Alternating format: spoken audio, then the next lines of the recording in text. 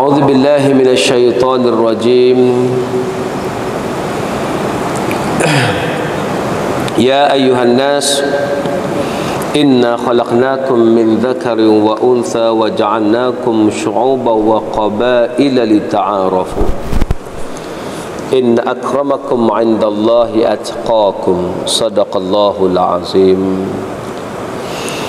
Pertamanya marilah kita memanjatkan syukur pada Allah Ta'ala. Dalam satu hadis Nabi SAW, Nabi ditanya berkenaan dengan soal mencintai bangsa. Adakah salah seseorang itu mencintai bangsanya? Disebut di dalam satu hadis Nabi SAW, ada seorang berkata kepada Nabi, Ya Rasulullah, aminal asabiyah ayyuhibbar rajul qawmahu? Qala la. Nabi SAW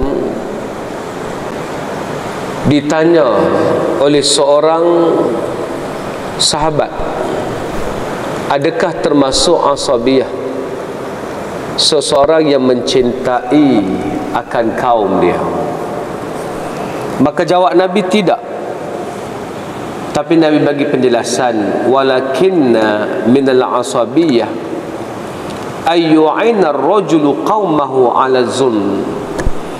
Asabiyah itu adalah seseorang yang membantu kaumnya untuk melakukan kezaliman, barulah dikira sebagai asabiyah. Hadis ini memberikan gambaran kepada kita bahawa mencintai bangsa itu tidak termasuk perkara yang dilarang.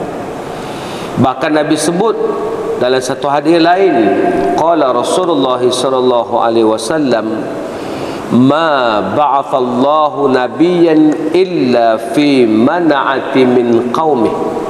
Tidaklah Allah mengutuskan seorang nabi itu melainkan pada membela dan mempertahankan kaumnya. Sadaqa Rasulullah sallallahu alaihi wasallam. Ini adalah hadis dalam Musnad Ahmad. Ceritanya adalah memberikan satu gambaran kepada kita bahawa hari ini perasaan mencintai kaum sudah kurang, sebab dicop siapa yang cinta kaum, cinta bangsa, dianggap asabiyah. Sedangkan Nabi berikan penjelasan yang benar, mengasihi bangsa itu tidak termasuk dalam perkara asabiyah. Bahkan Nabi sebut di dalam satu hadis, tabghadul arab fatabghadani.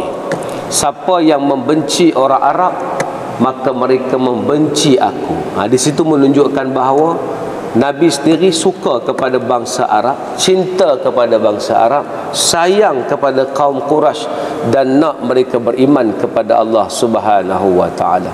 Kenapa saya bawa cerita ni? Kerana mutaakhir ini sudah ada kelonggaran untuk menyayangi, mencintai, memulihkan dan mengangkat martabat bangsa dan Islam sekaligus. Kita di Nusantara ni agak berbeza. Berbezanya kerana kita tidak pernah jauh daripada Islam. Sejak daripada awal dahulu lagi, kita memang kembar dengan Islam. Setelah para sultan masuk Islam, sejak itulah didapati bahawa bangsa Melayu adalah bangsa yang sangat dekat dengan Islam. Dalam perlembagaan, perkara 60 perlembagaan, ada dicatat dengan satu catatan, apakah ta'rifan Melayu? Melayu adalah mereka yang beragama Islam, mereka yang berbudaya dengan budaya Melayu, dan mereka yang lahir di tanah Melayu. Saya bertemu baru ni dengan seorang sahabat yang dia kata Tok Wan dia asal daripada Yaman, tapi sebab dia duduk di Nusantara ni, dia duduk di tanah Melayu, Dia kata, Ustaz, walaupun Tok Wan saya adalah merupakan orang Yaman, tapi sebab kami dah assimilate dengan keadaan sekitar, kami dah berbudaya dengan budaya Melayu, kami beragama Islam, kami juga sudah hidup bagaimana cara orang Melayu hidup, maka walaupun nenek moyang saya asal di sana dan saya beranak di sini, maka saya walaupun ada darah Arab, tapi kami adalah berketurunan bangsa Melayu.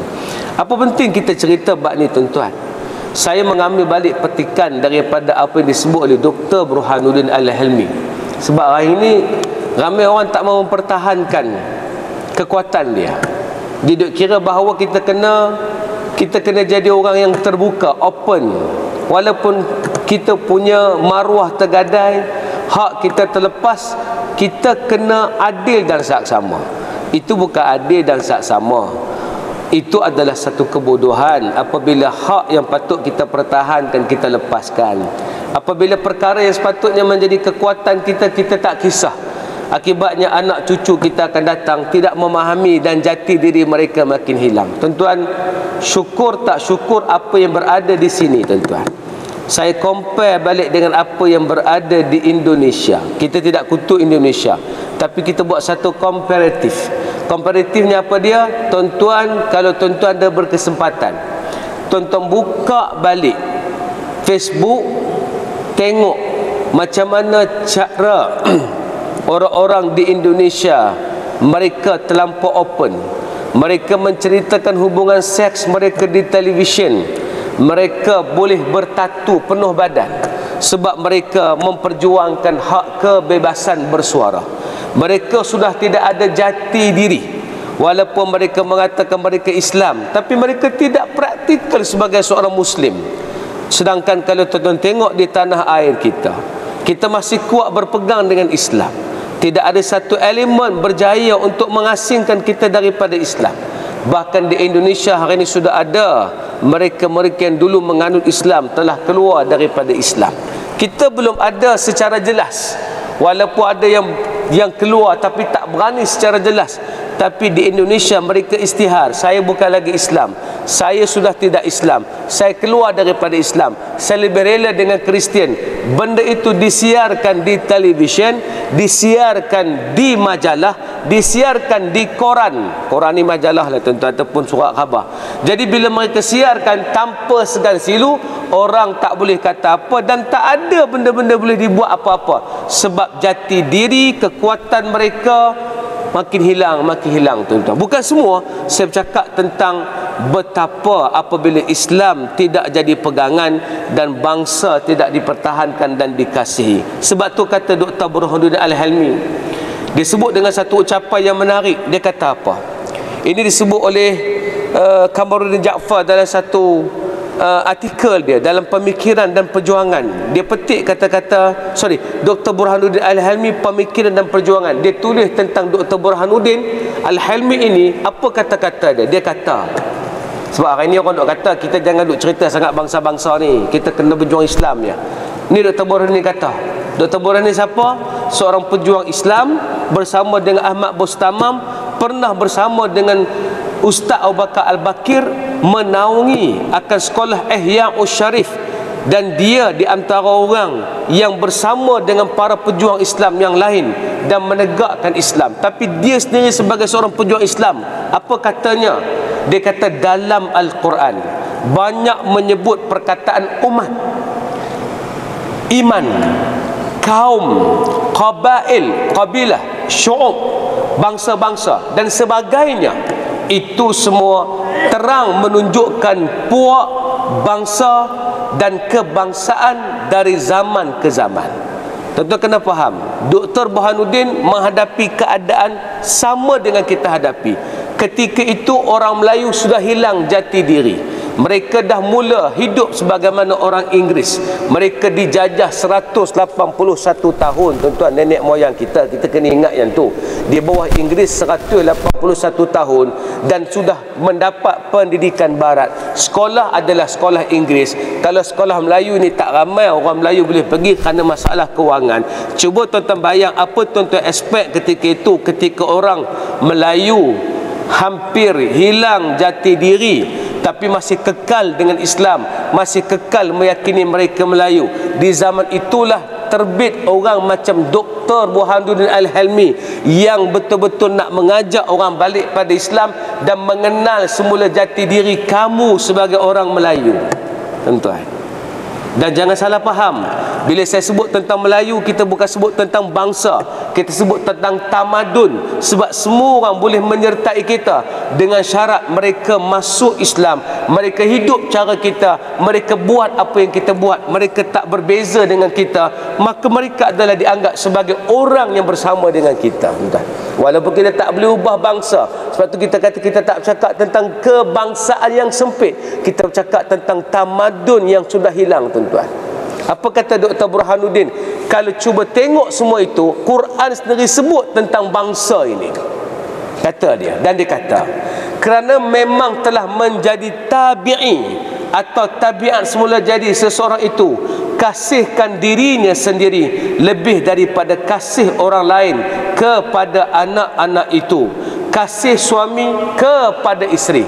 Sudah menjadi satu kebiasaan. Kita mesti cinta diri kita sendiri dulu. Mana boleh cinta orang lain, kita kena cinta diri kita sendiri dulu. Sebab tu Nabi tanya Omar, siapa yang paling kamu cintai? Omar jawab, uhibbu nafsi wa ba'du anta ya Rasulullah. Aku cintakan diriku dan kemudian aku cintakan kamu wa Rasulullah. Baru Nabi kata, la yu'minu ahadukum hatta an akuna ahabba ilaih. Tidak dikira beriman pada Allah hinggakan kamu lebih mencintai aku daripada sebarang benda yang lain. Nak cerita apa? Awal manusia mencinta diri dia. Betul, ada hadis Nabi kata, ayuhibba akhi kama yuhibbu li nafsih, bahawa kamu kasih saudara kamu macam kamu kasih diri kamu sendiri. Maknanya syarat pertama orang mesti kasih diri dia terlebih dahulu, tuan-tuan. Ini asasnya. Baik. Kemudian dia kata, maka demikian jualah kasih suatu bangsa itu lebih kepada bangsanya sendiri menurut yang diterangkan oleh Al-Quran itu. Kalau satu bangsa mencintai bangsanya normal, tiba-tiba ada satu bangsa tak mencintai bangsa dia, ni luar biasa. Ada something wrong somewhere, tuan-tuan. Dan dia kata, jika satu bangsa itu sudah tidak kasih kepada bangsanya sendiri, maka bolehkah bangsa lain yang akan diharapkan kasihkan dan membelakan bangsanya? Mana nak cari, tuan-tuan? Kita kena tindas. Kita kata, oh kena tindas lah, siapa lah nak tolong kita? Kamu kena tolong diri kamu sendiri dan mencintai bangsa kamu sendiri. Mengharap pertolongan orang lain tak akan terjadi, tuan-tuan.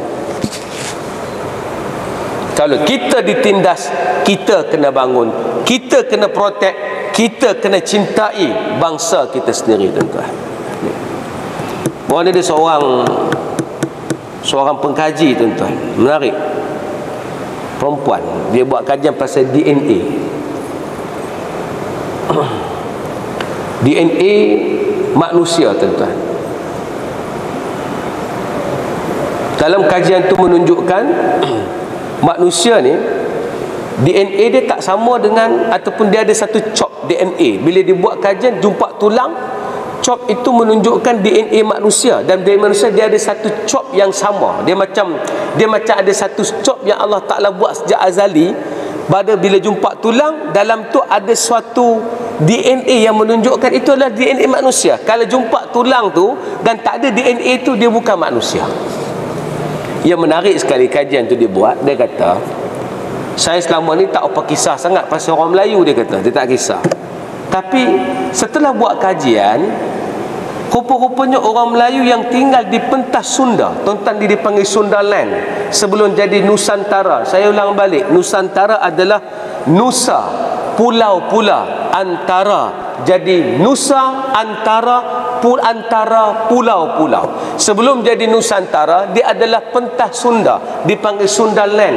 Orang yang berada di pentas Sunda dalam kajian dia ditunjuk adalah orang yang datang ke sini, yang duduk di sini, yang asal di sini adalah penduduk Melayu asal. Dia bukan orang asli, dia memang nenek moyang kita yang asal. bukannya mereka itu berpindah ke mana-mana, mereka berasal daripada sini, tuan-tuan. Baru dia kata kajian itu menunjukkan, baru saya rasa, oh, keturunan kita, nenek moyang kita, generasi kita, tamadun kita dah begitu lama. Itu jawapan dia. Dia bila buat kajian baru dia jumpa. Sebelum ni dia tak bercerita pun bab-bab Melayu ke tak Melayu ke tak. Sekarang ulang balik, ini bukan cerita pasal kemelayuan semata-mata. Ini cerita mempertahankan dan sayang jati diri yang makin hilang, tuan-tuan. Jangan lupa yang tu. Hanya ramai anak muda kita dah hilang jati diri. Kalau ayah tak cerita balik sejarah dia, maka dia akan hilang lah. Tapi persoalannya, macam mana ayah nak cerita sejarah dia? Ayah pun tak tahu sejarah dia, tuan-tuan. Lepas tu perjuangan saya hari ni, saya cerita balik kisah-kisah kajian yang dia buat, tuan-tuan. Semoga kita rasa, oh ini sebab dia, oh ini punca dia, oh ini kita kena bertahan, tuan-tuan. Dan disebut lagi, dia kata, bolehkah satu-satu bangsa seperti bangsa Melayu tidak mahu berjuang dengan berkorban membela bangsanya sendiri, diharapkan pula bangsa lain seperti bangsa putih pula berkorban untuk membela bangsa Melayu? Tak jumpa lah, tuan-tuan. Tak jumpa. Apa key point dia? Bagi kita ada lagi 8 minit, tuan-tuan. Masa awal, masuk awal ni, tuan. Key point dia hari ni, kita kena kembali pada jati diri kita. Cuma saya nak sebut, Islam dengan kita tidak pernah terpisah. Saya ulang balik, tuan-tuan. Raja pertama yang masuk Islam adalah Derbar Raja. Seorang adik beritahu bahawa ni namanya Ustaz Praong Mahawangsa. Ya, saya tengok balik betul ada namanya Praong Mahawangsa. Dia kata dalam buku sejarah ada tulis, ya, Derbar Raja masuk Islam. Di tangan siapa? Di tangan Syekh Abdullah Yamani. Syekh Abdullah Yamani mengislamkan Derbar Raja ataupun Praong Mahawangsa tahun 1136 Masihi. 1136 Masihi, raja masuk Islam saja, dia tukar nama kepada Sultan Muzaffar Shah. Seluruh kerajaan Kedah menjadi Islam. Bila seluruh kerajaan negeri Kedah menjadi Islam, maka dilantik akan Syekh Abdullah Yamani menjadi penasihat kerajaan. Bukan penasihat agama, penasihat kerajaan. Dia bukan nasihat bahagian haid nipah, dia penasihat macam mana nak tubuh kerajaan Islam, tuan. Syekh Abdullah Yamani, tuan-tuan. Dan yang paling menarik sekali itu di negeri Kedah, tuan-tuan. 1136 Masihi, negeri terawal yang masuk Islam. Kemudian berlaku, tuan-tuan, di mana, tuan-tuan? Berlaku di Allahumma salli Muhammad, di negeri Melaka, tuan-tuan. Maka ada riwayat menyatakan yang bawa Islam ke Melaka adalah Syed Abdul Aziz. Bila Syed Abdul Aziz datang mengislamkan para miswara pun masuk Islam, seluruh pembesar masuk Islam. Saya nak betulkan balik, dakwah bukan daripada bawah naik ke atas, dakwah daripada atas ke bawah baru jadi dakwah, tuan-tuan. Sepatut dakwah pergi ke atas, itu yang dibuat oleh orang dulu. Dakwah dalam istana masuk Islam, seluruh semua masuk Islam, tuan-tuan. Jadi bila para miswara masuk Islam, Syed Abdul Aziz meninggalkan Melaka, terus pergi ke Mindanao. Syed Abdul Aziz tinggalkan anaknya yang bernama Maulana Yusuf. Maulana Yusuf inilah guru yang menjadi persoalan-persoalan pentadbiran Islam mesti ditanya kepada Maulana Yusuf. Kerajaan Melaka ketika itu melantik Maulana Yusuf sebagai mufti kerajaan ataupun penjaga kerajaan yang berkaitan dengan soal selok belok Islam, termasuk perundangan, tuan-tuan. Itu asal dia.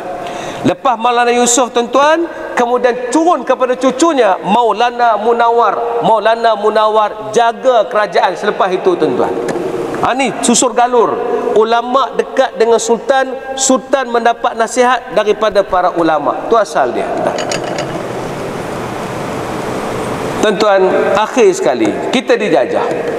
Bila kita dijajah, tuan-tuan, British datang ke tanah Melayu, British hanya boleh mengambil pentadbiran, tapi British tak boleh nasihat dalam selok belok agama. Sebab tu kita kekal beragama Islam walaupun 181 tahun kita dijajah. Puncanya sebab mereka tak boleh campur urusan pentadbiran, Islam tak boleh kacau pasal agama. Betapa kuatnya kita berpegang dengan agama, tuan-tuan.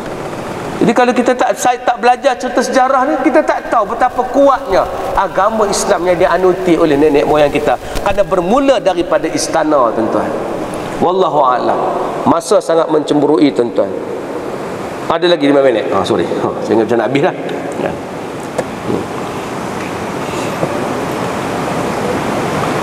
Ada contoh dia kata, dalam perjanjian antara negeri-negeri Selat dengan pembesar-pembesar pemerintah Negeri Sembilan yang bertarikh 20 Jun 1895, telah dipersetujui bahawa mereka mengaku janji untuk menurut nasihat residen British dalam semua hal pentadbiran.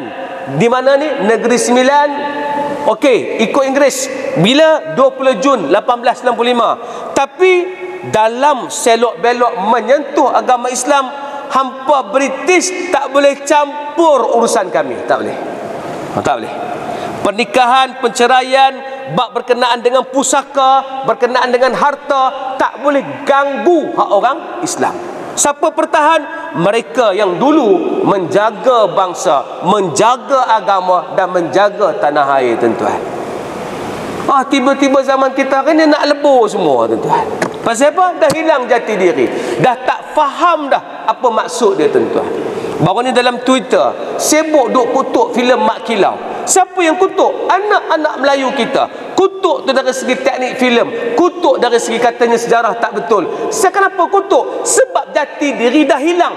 Filem tu dibuat bukan untuk tujuk dari segi seni perfilman. Filem tu dibuat untuk mengangkat balik semangat orang Melayu yang sudah hilang mempertahankan agama. Tu tujuan filem itu, tuan-tuan.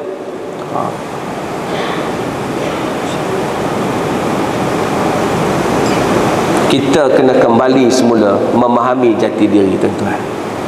Bila saya baca balik semua kajian, tuan-tuan, kata ya Allah, syukurnya Islam tidak pernah dibuang dalam mana-mana perjanjian dengan Inggeris, sampai orang Inggeris mengatakan Malay a Muslim, Muslim is a Malay. Dia tak boleh ubah dah, tuan-tuan. Tak boleh. Tak boleh kacau. Mereka tak berani usik benda tu, tuan-tuan. So berbanggalah kerana nenek moyang kita dah buat kerja. Tugas kita hari ni sambung kerja tu, bukan buat benda baru, sambung, tuan-tuan. Sambung apa? Faham balik sejarah, bagi semangat pada anak muda kita, bagi cerita yang betul, tuan-tuan. InsyaAllah nanti kalau ada sesi kita buat lagi lah cerita-cerita yang sepatutnya menjadi kekuatan. Saya nak tanya satu ya, kenapa Perkim ditubuhkan? Itu soalan paling besar. Perkim ditubuhkan tak kala orang Islam sedang menjadi kelompok yang agak tidak stabil sebab masuk Sabah, Sarawak dan Singapura. Singapura ketika itu ni, kita bawa hari Malaysia ni kan, 16 September 1963. Asal Tunku nak tubuhkan Malaysia ini 31 Ogos pada 63, tapi tak berjaya pada 31 Ogos kerana penentangan terlampau kuat, tuan-tuan. Jadi Tunku bincang dengan beberapa negara termasuk Sabah dan Sarawak, termasuklah Singapura. Cuma problem Singapura, penduduknya 85% adalah Cina, tuan-tuan, yang tidak beragama Islam. Problem besar ni, tuan-tuan. Sabah Sarawak bumi putera tidak Islam. Tuanku ajak sekali kepada Sultan Omar Sharifuddin, iaitu Sultan Brunei, untuk masuk dalam Malaysia. Walaupun asalnya Sultan Omar excited nak bersama dengan Malaysia, tapi akhir sekali dia tidak bersama. Nanti kita cerita apa punca dan sebab dia, tuan-tuan. Tapi nak cerita bahawa kemasukan itu menyebabkan jadi ancaman Islam makin minoriti, tuan-tuan. Maka pemikiran Tengku kata tak boleh.